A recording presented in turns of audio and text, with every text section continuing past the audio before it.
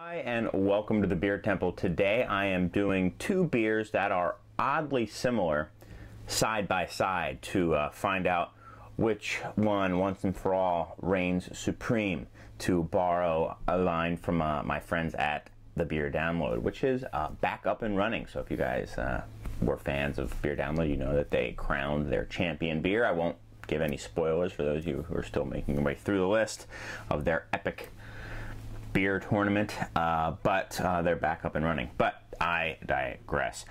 What I have here are really two versions of a beer I was surprised to see even one version of. I'm talking about the very popular Belgian wit beer with passion fruit and lime, which is, Five Rabbit, a brewery here in Chicago, makes excellent stuff, and it was one of the beers that I think they launched with or came out very early on in their existence as a brewery here in Chicago. They call it a Latin style wit beer, and it has coriander like a traditional wit beer would have. And maybe I should talk a little bit about what a traditional wit beer would be. It's a Belgian style. It is a wheat beer. Wit means white beer. The originator of the style is the Hoegaarden beer. Actually, that's not true. The beer was fairly prevalent in certain areas of Belgium and it went extinct. And the creator of Hoegaarden, the inventor of Hoegaarden, the founder of Hoegaarden, who has since passed, a man by the name of Pierre Celis, decided to resurrect this style because it was brewed in his hometown, and he actually drank it and helped brew it as when he was younger, brought back the style. So now Hoegaarden has become the archetype for the style. Who knows how accurate that was to the general amount or the general profile of wit beers when it was more prevalent? Who knows? But that doesn't really matter. It went extinct. He brought it back, and he kind of redefined the style. So, Chris, what is that style? It is a wheat beer. I think it uses usually typically 30% or more wheat. I don't know if it's unmalted or malted wheat. And where it differs primarily from a German wheat beer, and that's kind of what I would put it closest akin to, would be a German Hefeweizen. The main difference is the yeast, the use of the yeast. The Germans have that very, very pronounced and very kind of what am I looking for? Hallmark yeast in the Hefeweizen that gives that huge banana and clove ester phenolic combination. In a Belgian wit beer, they are not using that yeast. They're using a more traditional Belgian style yeast, and they are spicing the beer with coriander and orange peel, specifically bitter orange peel, curacao orange peel. So not the sweet orange peel that we're used to having on oranges that we eat. That said, there are beers that do use the sweet orange peel. Usually these are U.S. versions of wit beers, such as I think Chainbreaker, white IPA from Deschutes, uses sweet orange peel, as does Coronado's wit beer, and most famously Blue Moon uses the sweet orange peel, and was the first wit beer I know of to do that. So they kind of set that trend. But what Five Rabbit did was say, we're not actually going to use the orange peel at all. We are going to spice it with coriander, but since this is a Latin style wit beer, as they call it, they're going to substitute the orange for lime. So they've got some lime peel, and then they throw in some passion fruit too. This sounds like if you were to go and drink like a Bud Miller Coors, a BMC beer that has, passion fruit and lime, you'd think they're using all these artificial flavors. Believe me, these guys like hand peel limes and squeeze passion fruit. The amount of care that goes into a $10, $11 six-pack of their beer is astonishing. Just buying fresh fruit and just going through it. I really would like to have these guys on the show. Well, maybe I'll go to their brewery and do a show from there. Really kind of interesting concept these guys are doing. Anyway, So they've had this Latin-style wit beer, and it got a lot of acclaim. It won back-to-back medals at GABF, the Great American Beer Festival. I believe it won a gold in 2011, followed up by a bronze the next year. And I think the style was like fruit wheat beer, something like that. Then a couple years later, in 2014, last year, at the World Beer Cup, it won again a bronze. What's up? Do you need me? Oh, no, it's okay. Steven's coming by. What do you need? Shirts. Shirts? Shirts are... I think shirts are there, aren't they? Is that them? Cool. You can wave, say hi. It's Steven. He doesn't want to be on camera. Anyway. So they've won 2 JBFs, 1 World Beer Cup. See, I'm down in my my little catacomb here. I like it, but you know the show must go on upstairs. Someone needs to buy a Beer Temple shirt. Anyway, I was really surprised when I saw one of my favorite breweries, Omnipollo. We've had them on a couple times. I really dig their stuff. Swedish. Very tiny. They call themselves home brewers. Small outfit from Sweden, basically gypsy brewers, and they made a passion fruit and lime wit beer, as they call it. You gotta love the labeling on that one. Actually, that's their labeling. Usually they have such amazing labels. I'm curious what happened. Oh my God! 2 passion fruit and lime wit beers. Gotta try it. Also, one thing I love about Omnipollo, we got this and their strawberry rhubarb vanilla IPA called Smoothie. Also a really good beer. I have not had this one yet though. And this at the same time, they both had no labels. Someone held them up, and this one was like really nice and brilliantly clear in the bottle, and another one was really cloudy. We're like, the cloudy one must be the wit beer. Then I remembered it's Omnipollo. Let me look, and lo and behold, the cloudy one was the IPA, and the clear one was the wit. I love those guys. Anyway, let's get to it. Let's just start this one. I mean, I think we can say this has to be the reigning champ, right? I mean, I don't know how many of these beers are out there other than these 2, but I'll go out on a limb and say this is the reigning champ as best passion fruit and lime wit beer. So I want to start here.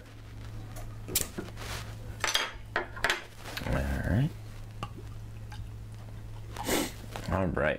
This beer I have had before several times. Wonderful summer beer. Great beer. Great beer with ceviche. I've had this paired with ceviche, and it was awesome too. So, really very pale color. Wit beers are going to be about as light in the color spectrum for beer as you can get. Very pale yellow. Kind of this just general haziness to it, and a very brilliant white head as well.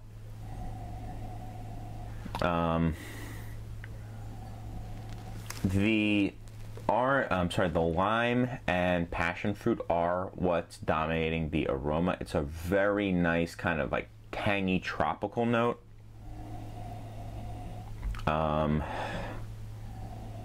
know, if you dig down a little bit further, you can smell some of the spicing and maybe, you know, some of that weedy note as well, kind of lemony, but my guess is that would be the lime that I'm smelling. But it's really great. It's got this wonderful perfume to it.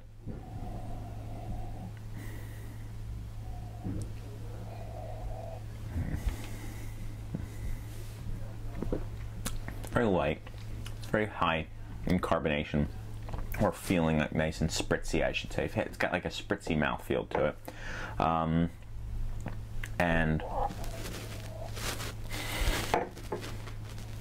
my apologies, Brittany, that may remain in my little throat gurgle there. Just such an easy drinking beer. You're not really getting any hop characteristic at all, whether that be aroma, flavor, or the bitterness. This is light and spritzy. You get the same aromatics kind of on your palate. You're getting this big burst of fruit, but not sweet. So it's dry and spritzy. It's got a little bit of like a sharp tang to it from the acidity in the lime, presumably. And, you know, wheat can have a little bit of acidity. They call it a crack of acidity from wheat. So it's really a very light, almost like floral, perfumey, tropical thing going on. Just really great. And even now, as I'm breathing out and talking, sometimes you have like a lingering hop bite. This is this lingering kind of lime thing, this floral lime, I'll call it. Lime blossom. That's a thing as of right now.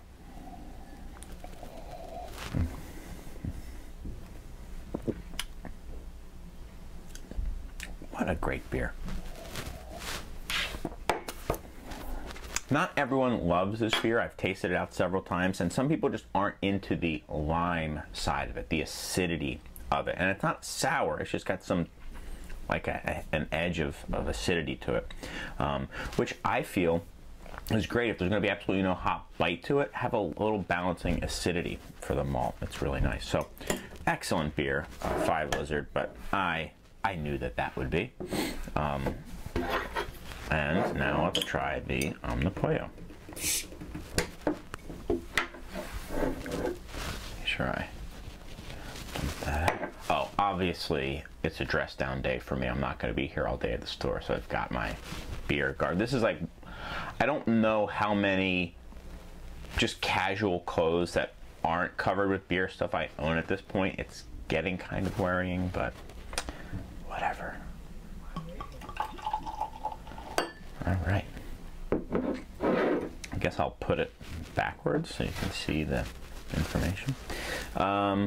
So it's generally the same color, but it's much more clear. It's almost like a very light white wine, like a Sauvignon Blanc color look to it. Again, you've got that really brilliant white foam here, and just a very pretty white wine-like look to it. I don't see like carbonation kind of spritzing up, so minus the foam, you know, if it was still at the top, I certainly would think this is a white wine. Huh. Now this one, it's got that same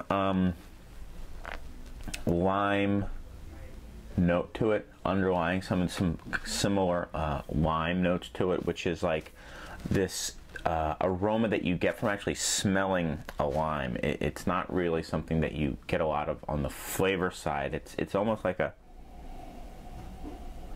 slight must to it, but then this just really fresh lime zest thing.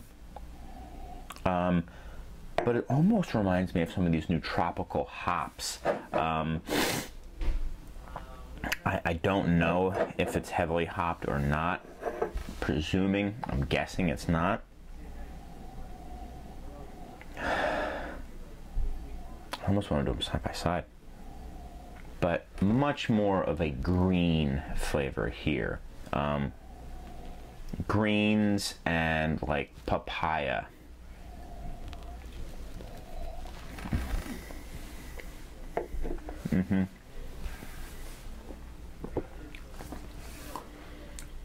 It's a little fuller on the palate, doesn't have that same spritz to it, but you do get a lot of lime and passion fruit here.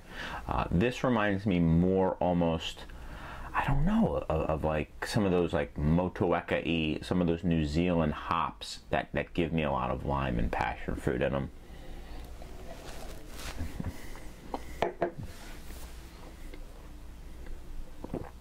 Quite delicious. It's really good. I think there's more lime and passion fruit aroma in this one, where this one's a little more delicate and spritzy. I will say I know the owners of both these breweries, so and I'm not saying this because it doesn't cloud your judgment necessarily, but it affects it. So like, I like both these people. I'm going to like their beers oftentimes. It's just how it is. And people who tell you that they're blind to all that, I don't think are being completely truthful. So And it's okay for that to be like that, you know. If you love your buddy's homebrew, you love your buddy's homebrew. It's okay to do that. It's fine, you know. I'm sitting here in front of a camera telling you what I think about 2 beers, you know. It doesn't matter that much. Remember that sometimes. Yeah, lighter, more lime here, with some passion fruit, like lime blossom undertones. More lime, and then kind of a fuller fruit body as you drink it. Very light, very spritzy on this guy. And then with the Omnipollo, 42 it's called. I believe it's just called 42. So not only were they creative with the labeling, they were creative with the name as well. Come on, Hennick. Let me know what's up, Hennick, with the label art on this one. I want you to leave a comment. And this one, lots of lime, but more fruit. A little fuller, and just more of both, essentially. These are both great. I would not pass up either of them. I think this is more of a I'm gonna have one glass, and this is more I want a 6-pack thing.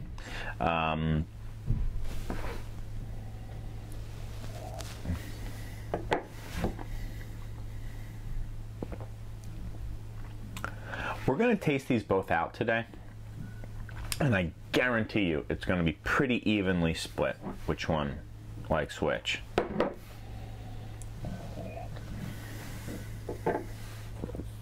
There's more coriander in this one too. In fact, is there coriander? It says witbier. There's more coriander here.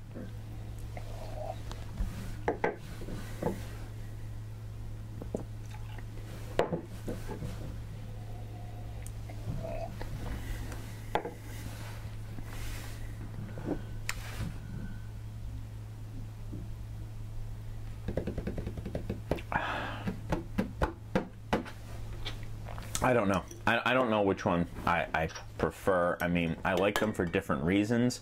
I think you're kind of splitting hairs here. This one is more, like I said, sessionable, light, spritzier, and this one is much more fruity and kind of explosive in your mouth. It's great. I'm telling you one thing though. It's funny. Omnipollo has never disappointed me. But I've gone into several of their beers thinking I was going to be disappointed. I really thought the 5 Lizard was going to outshine the 42 pretty handily. Because you have to remember, this is like the first time this guy is making a lot of these beers. Or maybe the second time. And it's just so impressive how often, how every single time I am not disappointed with their beers. So I will leave it at that, guys. I'm going to wimp out on that one, take them upstairs and see what everyone else thinks of them. Thank you so much for this very long podcast for 2 wit beers. Thanks as always. Apologize for my garb and kind of the interruptions and the rambling this time, but whatever. It's a Saturday. It's beautiful out. I felt like drinking some beers and waxing philosophical on them, so you know, whatever. As always, thank you so much. If you could review or rate the show on iTunes, that's always very helpful to me. I love getting your emails and your comments. Thank you so much for that as well. And until next time, I've got some great wit beers to drink. Maybe I'll do it this way. And hopefully you do too. And if you don't, try to go out and find some of these. These are really a really great interpretation of the style. So cheers, guys. Thanks a lot. Tastes pretty good together.